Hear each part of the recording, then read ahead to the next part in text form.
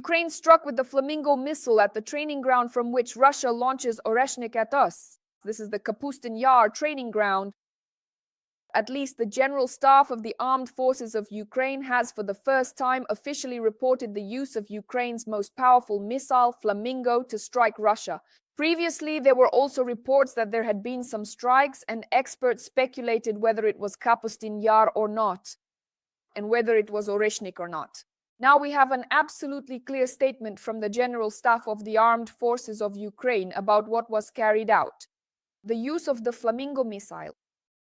And this strike was carried out on the infrastructure of Kapustin Yar, the training ground. Well, so what?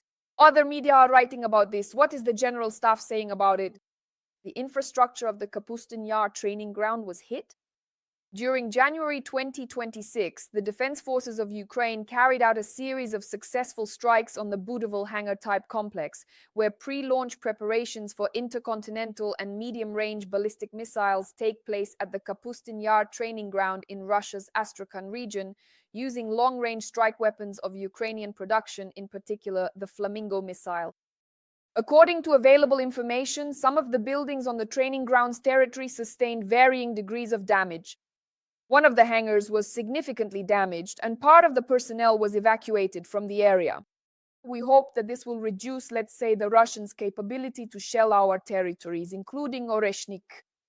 And you heard that the president of Ukraine has approved it. The story about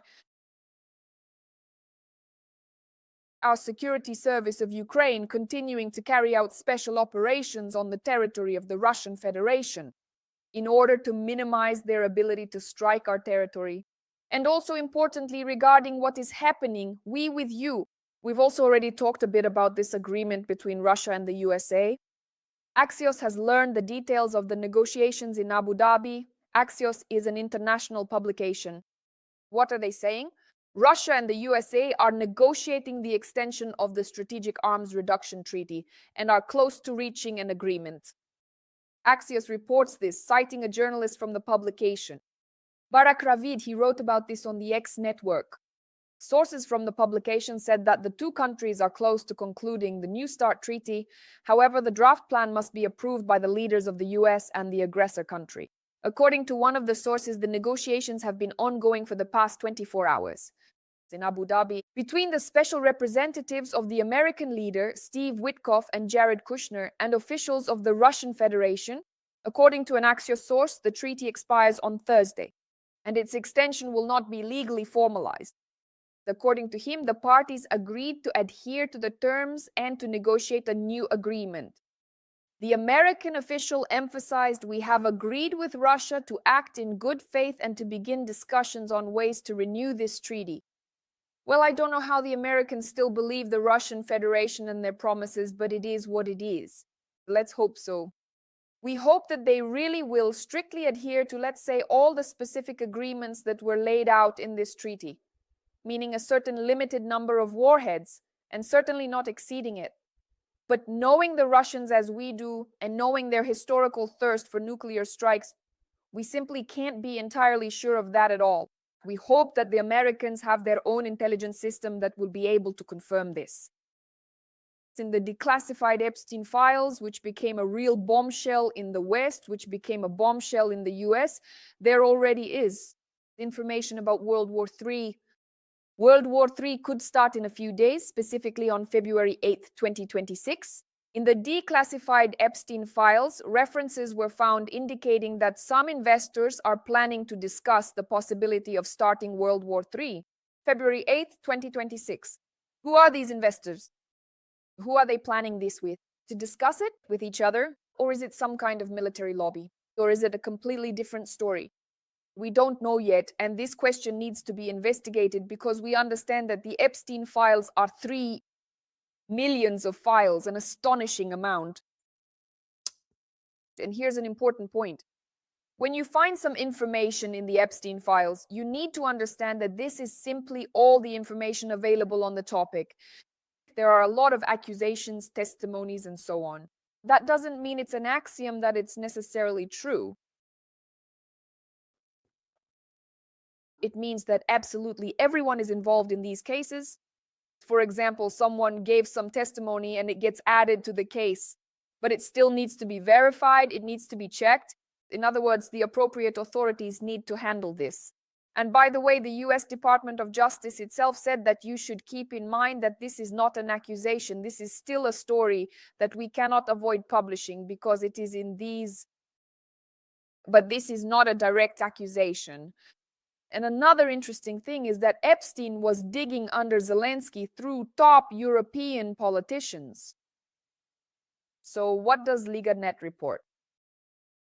Epstein's files indicate that in 2019, shortly before his death, meaning Epstein's, he might have been gathering information about the president of Ukraine, Volodymyr Zelensky, and his office in the interests of the Valde Club. The tool for gathering this information could have been the then head of the OSCE, Miroslav Lajčák.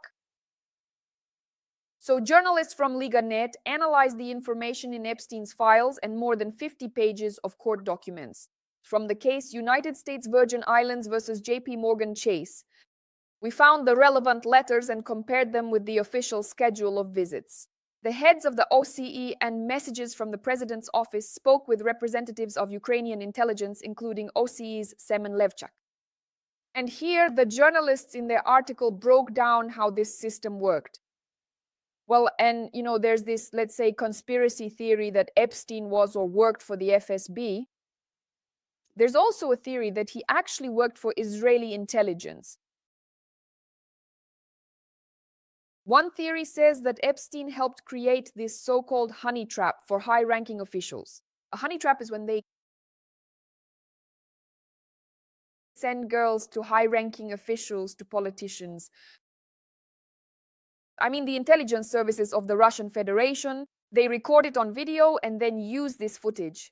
They blackmail officials and politicians with it, threatening to ruin their reputations. But the difference with the Epstein file story is that these people willingly took photos and videos and filmed themselves on that island.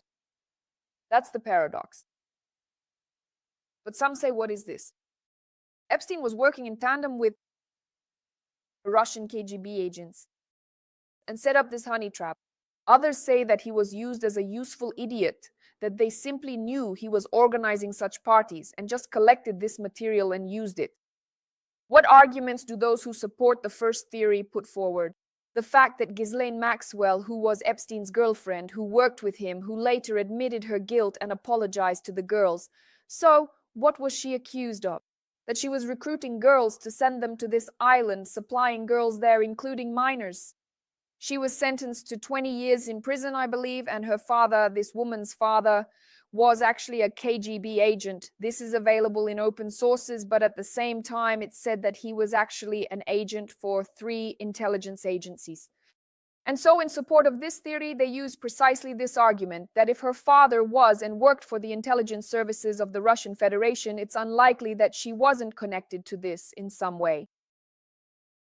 I've heard, again, I'm telling you a version, that Epstein was also an Israeli intelligence agent and so on, and that in general, basically, he did all of this deliberately.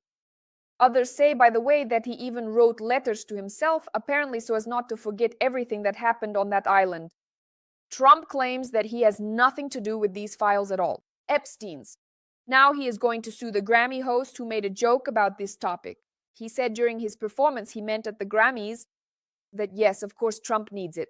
Greenland, because now he doesn't have Epstein's Island anymore to bring girls to, so now he needs it. Greenland.